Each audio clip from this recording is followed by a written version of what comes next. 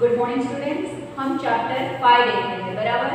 पिछले पीरियड्स में हमने चैप्टर को देखा था, समझा था, पढ़ा था और इसके एक्सप्लेनेशन विस्तार से किया था। ओके, आज हम टेक्स्ट बुक का पेज नंबर कितना देखने वाले हैं? 30, बराबर। उसमें जो क्वेश्चन नंबर 3 है, निम्नलिखित अंश को पढ़कर प्रश्नों के उत्तर दीजिए। माना कि इसके आधार पर वर्कबुक में भी सेम है, लेकिन पहले हम टेक्स्ट बुक का समझ लेंगे, उसके बाद वर्कबुक की तरफ चलेंगे, ताकि तब तक अगर आप लोगों को वर्कबुक में सेल्फ स्टडी करने के हिसाब से क्वेश्चन आंसर्स के जवाब दे सकते हो तो वो आप लोग दे सकते हैं या लिख सकते हैं। तो आज हम टेक्स्ट बुक का पेज नंबर 30 से स्टार्ट करने वाले क्वेश्चन नंबर 3। निम्नलिखित अंशों को पढ़कर प्रश्नों के उत्तर दीजिए। अंश मतलब क्या होता है? एक भाग, एक हिस्सा। ओके, निम्नलिखित मतलब नीचे दिए गए। तो इस बॉक्स में कुछ लिखा हुआ है, बराबर। इसे पढ़कर हमें जो क्वेश्चन पूछे गए हैं इसके जवाब देने हैं। तो देखो, मैं पढ़ती हूँ, ध्यान से सुनिएगा। कुछ अजब कुछ गजब, बराबर। अगर आप कभी गौर करेंगे तो आपको पता चलेगा कि छोटे बच्चे अपनी पलकों को 1 मिनट में औसतन 1 से 2 बार झपकाते हैं, जबकि वयस्कों में यही संख्या करीब 10 होती है। पलकें झपकाना यानी ऐसे करना। ओके, तो छोटे बच्चे, बराबर, जो छोटे बच्चे होते हैं वो कितने करते हैं? एक मिनट में, 1 मिनट में कितनी बार? 1 से 2 बार ही झपकाते हैं। लेकिन वही संख्या वयस्कों यानी बड़ों, बराबर, 20 के ऊपर जो है वो कितने बार करते हैं? करीब उनकी संख्या कितने बार होती है? 10 बार। तो समझ में आया? यानी छोटे बच्चे कितने बार करते हैं 1 मिनट में? 1 या 2 बार ही झपकाते हैं पलके, ऐसे इसको पलके झपकाना कहा जाता है। और वही बड़े कितने बार झपकाते हैं? तो 10 बार, 10 बार। दूसरा, हमारे शरीर को एक वक्त का खाना पचाने या हजम करने में करीब 12 घंटे का समय लगता है। हमें एक समय का खाना पचाने में कितने समय का समय को लगता है? हमें 12 घंटे। कितने? 12 घंटे। कभी कभी आप लोगों को होता है ना कि खाना हजम नहीं हुआ है, खाना पचन नहीं हुआ है, तो फिर आप हाजमोला की गोली खाओ या नींबू पी लो, बराबर, व्हाटएवर एनीथिंग आप लोग करते हो उसमें उपाय। कई बार हम पार्टियों में जाते हैं, घर से खाना खाकर निकलते हैं, वहां पर भी खाना खा लेते हैं, तो वो हजम नहीं होता है। तो हजम होने के लिए कितने घंटे चाहिए हमें? 12 घंटे, यानी 12 घंटे के बाद खाना पूरे हजम हो जाता है। क्या आपको पता है कि हमारे यानी मानव शरीर में नाक व कान 2 ऐसे अंग हैं जिनका आकार पूरे जीवन काल तक बढ़ता ही रहता है?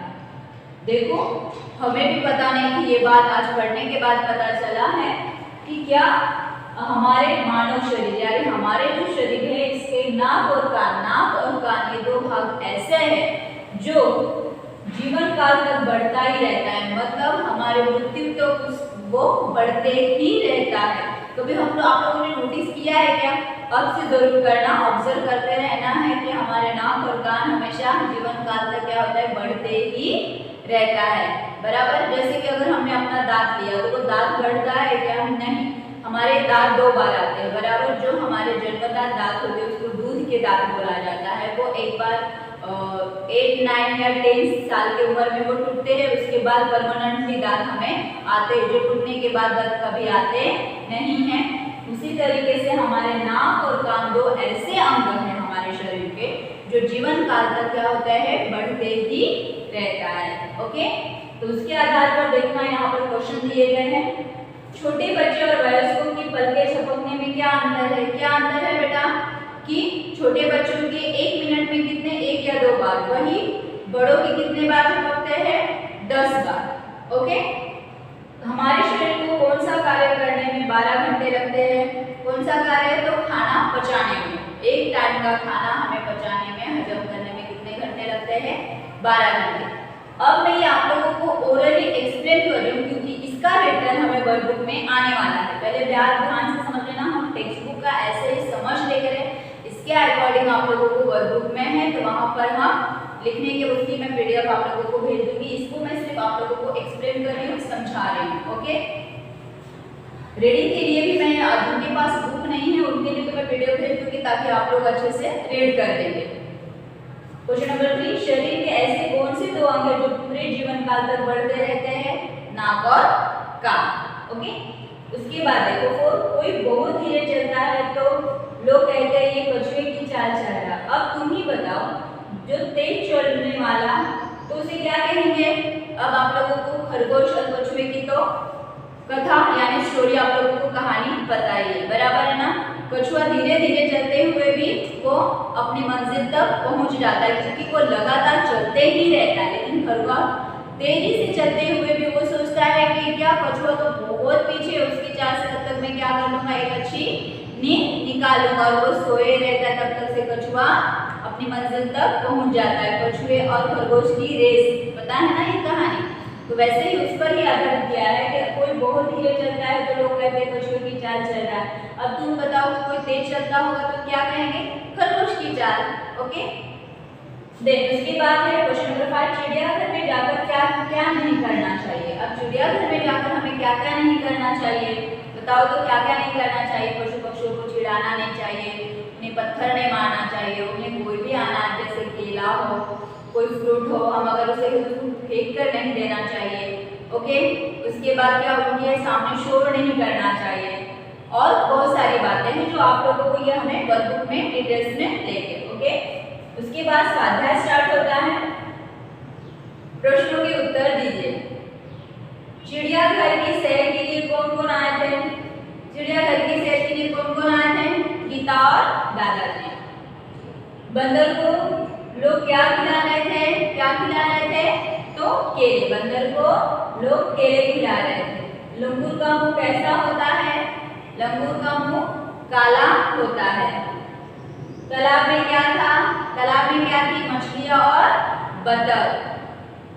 गीता ने किसे पत्थर बताया? किसे पत्थर बताया था? कछुए के खोल को, यानी कछुए को पत्थर बताया था।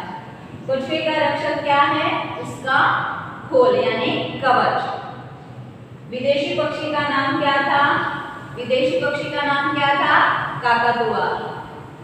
सबसे बड़े पक्षी का नाम लिखिए। सबसे बड़े पक्षी का नाम क्या था? शुतुरमुर्ग।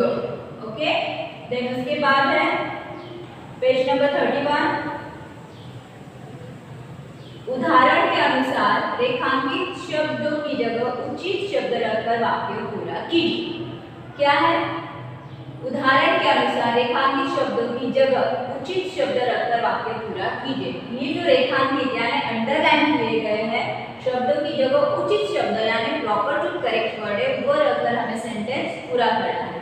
अब उन्होंने हमें एक एग्जांपल दिया है, पेड़ पर बंदर लटक रहा। अभी बंदर क्या है? पुल्लिंग है या स्त्रीलिंग है? पुल्लिंग है। तो पेड़ पर बंदरिया लटक रही है, यानी यहाँ क्या हो गया? स्त्रीलिंग। तो ये ऑब्वियसली किसके ऊपर से लिया गया है? लिंग पर आधारित, यानी स्त्रीलिंग पुल्लिंग के आधारित ये आप लोगों को क्या दिया है? खाली जगह दिया है। वो एग्जाम्पल से हम लोग समझ गए हैं। अब यहाँ पर है तालाब में हाथी नहा रहे हैं। तालाब में हाथी नहा रही है। आई बात क्लियर? ये हम डिटेल आप लोगों को वर्कबुक में है, तब हम आप लोगों को समझाएंगे, आप लोगों को रिटर्न लिख के देंगे। लेकिन अब जस्ट एक ओरली मैं आप लोगों को समझा रही हूँ ताकि आप लोगों को समझने के बाद सेल्फ करने की कोशिश जरूर करें। मैम वीडियो देखने के बाद आपको कितना याद में रह रहा है, कितना समझ में आ रहा है, तो आप एक बार अपने सेल्फ करने की कोशिश जरूर करें।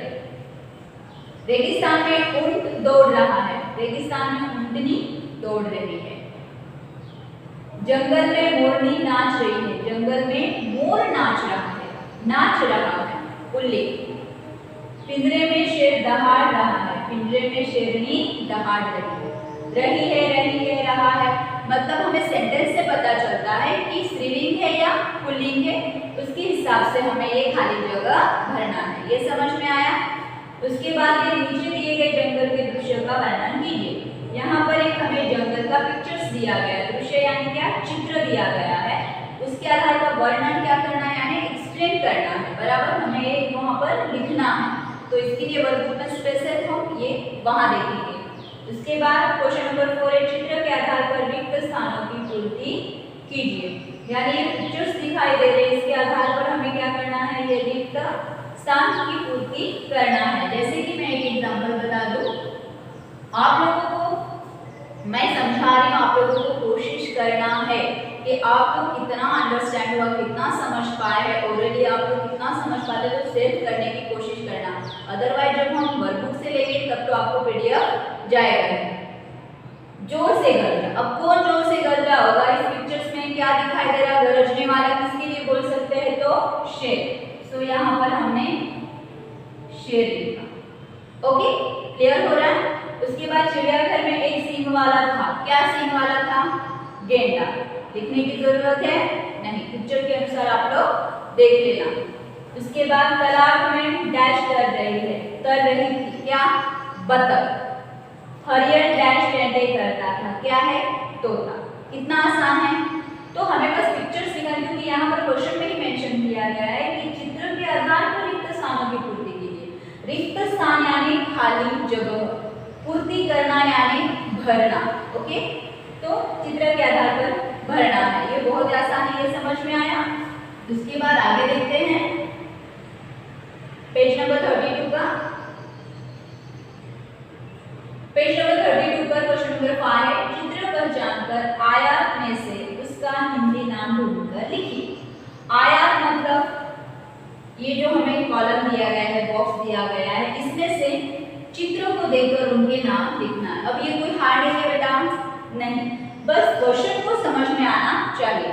क्वेश्चन क्या है कि चित्र पहचानकर आयत में जो दिए गए हिंदी नाम के सामने उनको ढूंढकर लिखना।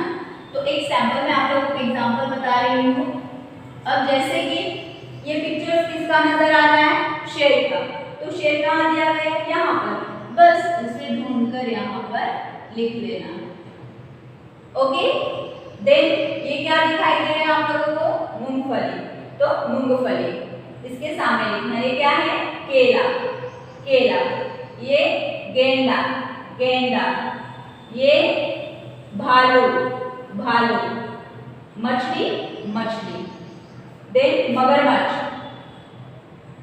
मगर, सॉरी मगर भी कहते हैं और मगरमच्छ भी कहते हैं। तो मगर, मगर। ये क्या है? गौरैया। गौरैया। तोता। तोता। मोर। मोर। शुतुरमुर्ग। शुतुरमुर्ग। हाथी। हाथी।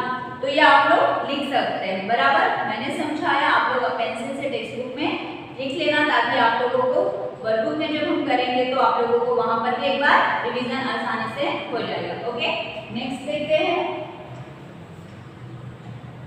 भाषा सज्जता। नेक्स्ट क्या है? भाषा सज्जता। भाषा सज्जता को बता रही हूँ, इसके बाद वाले पीरियड्स में आप लोगों को मैं विस्तार से बताऊंगी। शब्दकोश में शब्दों को एक निश्चित क्रम में रखा जाता है। शब्दकोश में शब्दों को ढूंढने का तरीका आगे दिया गया है। शब्दकोश में हिंदी वर्णमाला का क्रम। अब ये हम शब्दकोश मतलब क्या? अल्फाबेटिकली जब लोग आप वर्ड को अरेंज करते हैं, शब्द को अरेंज करते हैं। एग्जाम्पल एप्पल, उसके बाद बॉल, कैट, यानी पहला अल्फाबेटिकली ए आता है तो एप्पल आएगा, बी आता है तो बॉल आएगा, बैट आएगा। समझ में आ रहा? उसी तरीके से हिंदी में भी शब्दकोश दिए गए। तो उसके लिए आप लोगों को ये दिया गया है कि पहले क्या आएगा। पहले ऑन से शुरू होने वाला शब्द फर्स्ट आएगा, फिर अ आएगा, आ आएगा, ई आएगा, छोटी ई है, बड़ी ऊ, फिर ऋषि, फिर ए ओ औ।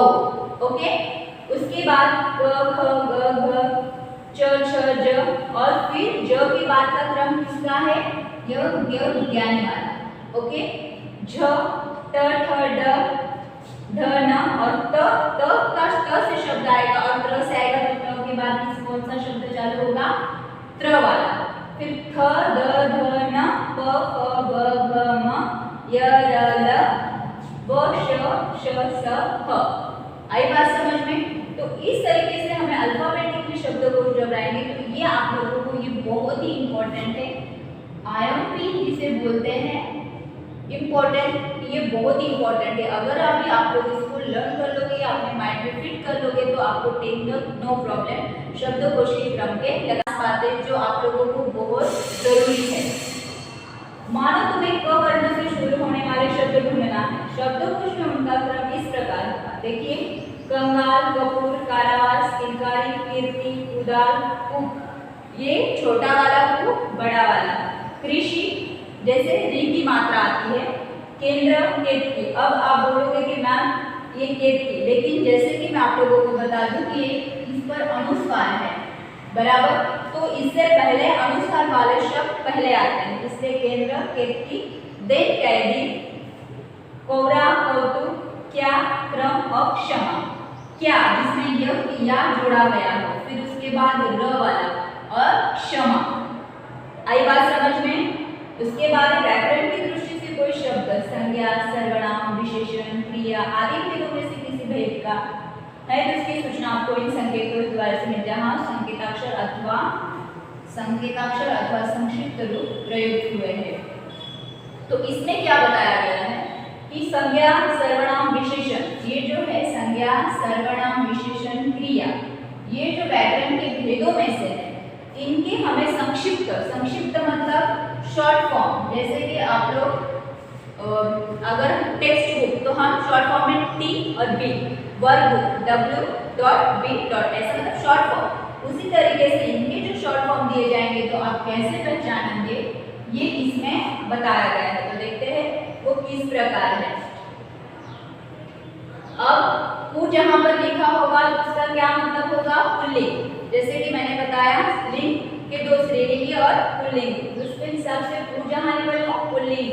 उसके बाद स होगा सर्वनाम, स्त्री स्त्रीलिंग, बी विशेषण, क्री क्रिया, अव्यय, क्री और बी डॉट क्रिया विशेषण। जैसे कि मैंने आप लोगों को बताया कि अगर हम वर्ब बुक लेते हैं तो w.b, तो हम समझ जाते हैं कि वर्ब बुक से। उसी तरीके से क्रिया विशेषण, इतना बड़ा वर्ड न लेते हुए आपको इन ब्रैकेट में दिया गया है क्री और बी यानी क्रिया विशेषण। क्री स क्रिया समम सकमल, सम संज्ञा अंग्रेजी। अब आप लोगों को बता दें, आपका क्वेश्चन होगा मैम ये याद करना है क्या?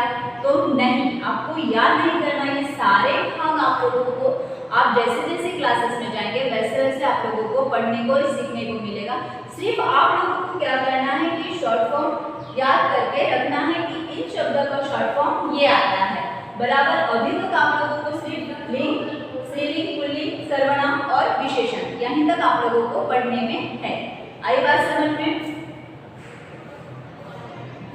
इसके बाद जो योग्यता विस्तार है वो आप लोगों को सिर्फ पिक्चर से उसको गुजराती और हिंदी में क्या बोलते हैं वो बताया गया है, बराबर दिखाई दे रहे हैं।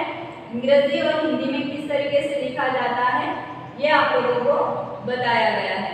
इसके बाद का हम वर्ब का जो है वो हम नेक्स्ट पीरियड में करेंगे। Okay, thank you, have a nice day.